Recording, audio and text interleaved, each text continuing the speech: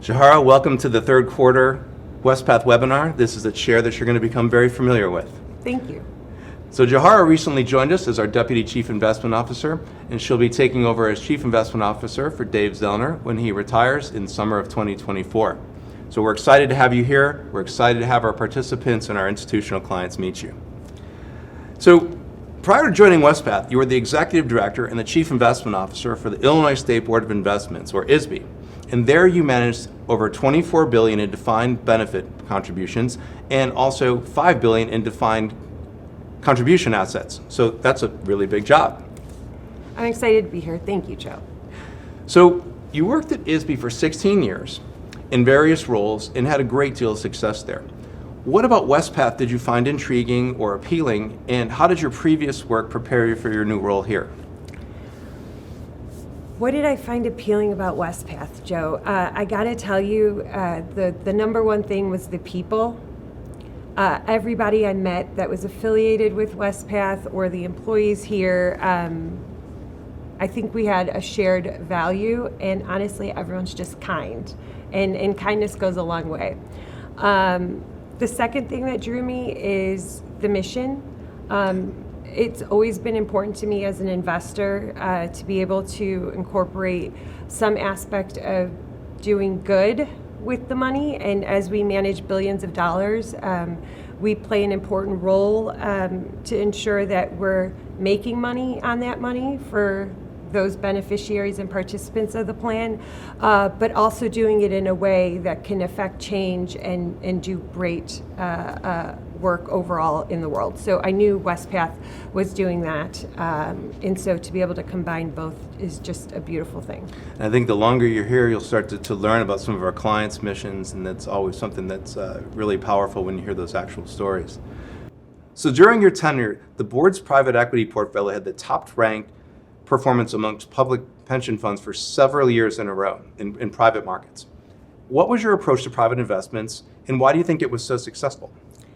I am really proud of the team at ISB. We worked really hard to ensure that we had access to the best managers out there, and so kudos to the team there. In terms of the success we had in private markets, I think we could apply it overall to the entire portfolio, and I think it starts with ensuring accountability and ownership.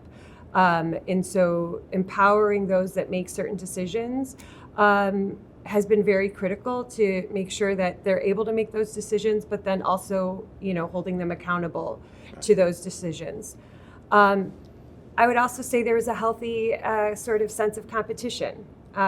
What we do, it's numbers based, it's benchmarked, and so numbers don't lie. So I think there's always a healthy competition within the investment team and partners that we work with. So I think that's pretty critical, and also just casting a wider net when it comes to access to managers and ensuring that we build relationships with those top tier managers and not sort of go to the same network that Forever and ever. Exactly. Thinking about when you resigned, they published a very flattering statement, and I'm going to read it. They said, "You steadfastly championed diversity, equity, and inclusion while exceeding investment return objectives." So what DEI initiatives did you champion, and how did they help performance?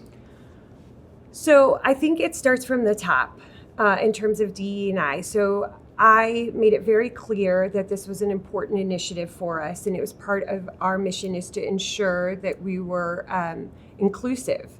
And as I mentioned earlier, casting a wider net, I mean, that means being inclusive of all managers. And how do you do that? Again, is being intentional.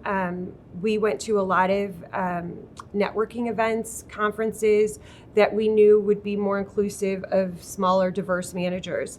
And so it was important to us to be able to prove that accessing top tier managers and being inclusive was going to truly generate returns. So that private equity portfolio you mentioned earlier, Joe, it did rank number one in the country against our peers. But the more significant piece of that is 25% of it, approximately 25%, was committed to minority and women-owned private equity fund managers. So we were able to prove that in being more inclusive and diverse, that we're truly accessing the best managers out there. No, thank you for that.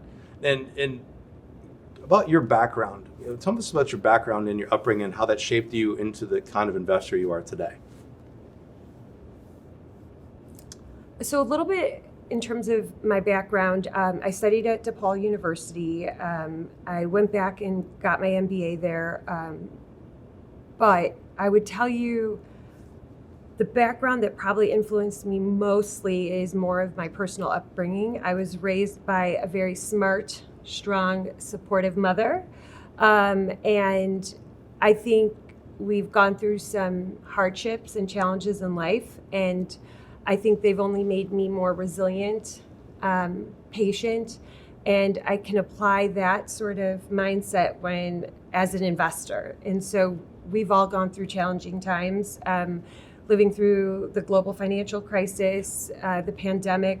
I think it was important as an investor, as a leader, to stay calm, to understand what was going on in the markets, understand how it was impacting the portfolio at large, and then being able to effectively communicate it. I think going through those sort of significant challenges in my personal life only makes it really easy to be able to translate and handle difficult situations in my professional life. Carrying from personal to professional. Yeah. Yes. And then when did you discover you had a passion for investments? Were you born reading Warren Buffett when you were 5 years old? Did you discover in college? Or when did you discover this knack and desire to be an institutional investor? Yeah, I was definitely not born reading Warren Buffett books by any means. I was more interested in like the Babysitter's Club. I don't even know if that is around anymore. But I would tell you the first moment that I started to have an interest in investing was around 18 years old. I worked at the Jewel starting at 15 years old, but when I turned 18, I was able to open up a 401k.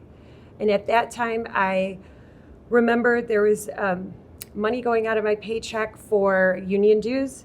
And at that time, you don't fully understand, what was going on there. But then I was instructed by someone to put money away in my 401k. Great advice. And I didn't really understand at the time, but if money was going, I really did want to understand where it was going to. So that's where I started to have an interest in it. And then it got solidified in college. So I actually went to school to be a pediatrician. And my upbringing, it was pretty similar to chief investment officer. Yes, well, patients, again, children. But in my family, you were raised either think of being a doctor, lawyer, engineer type thing. And so I went to school to be a pediatrician.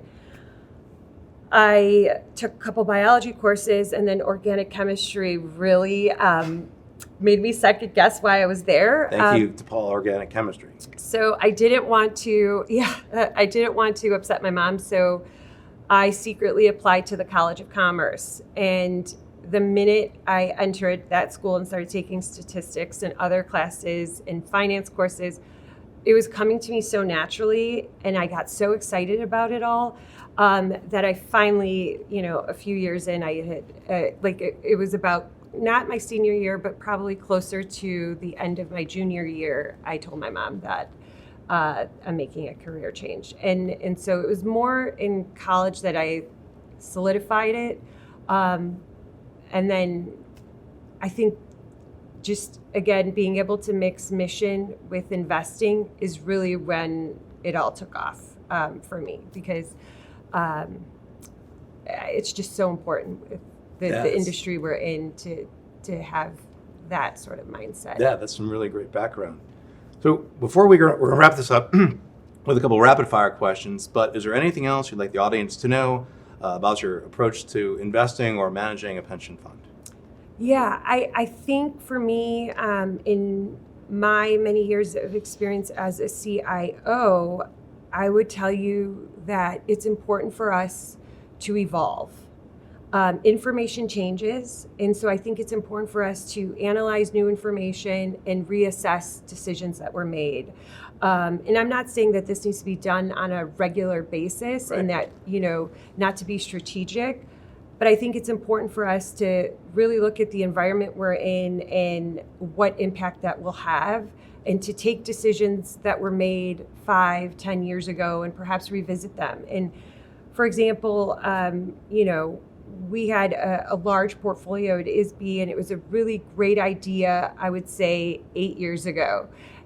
Today, I don't know that it's that great of an idea, and it's important for us CIOs to sort of admit to being able to go back on a decision, especially as information changes. So Does it make sense today that it made sense 8 years ago? Exactly. So I would say that would be something that I try to stick to, and I think is really important as a chief investment officer.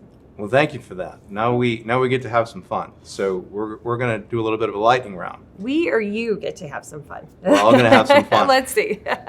All right. So what's your biggest motivation? Being able to affect change. So, anything that I do, I try to hope to make better, or, so it's motivating. It's exciting to be able to make a difference. All right. And coming off of 3 days this week at a conference, how are you doing figuring out all the acronyms of Methodism? It's tough. There's a lot. It's tough. Yeah. I would probably tell you I'm not doing great, but better than every day. I'm getting better. It'll take a few months. Yeah. All right. What does a perfect day off look like? Perfect day off would probably be a day that no one's melting down, including, I have 3 kids. I should probably note that. And I would say a day where no one's really melting down, including myself and my husband. Yeah. With 3 kids, that probably doesn't happen all that often, but that's why it's a perfect day, right? Yeah. All right. Would you rather eat out or cook at home? That's tough. I would say I appreciate both because I love food. I have a passion for food. My husband's a great cook, so I don't mind eating at home, but I love trying out new restaurants.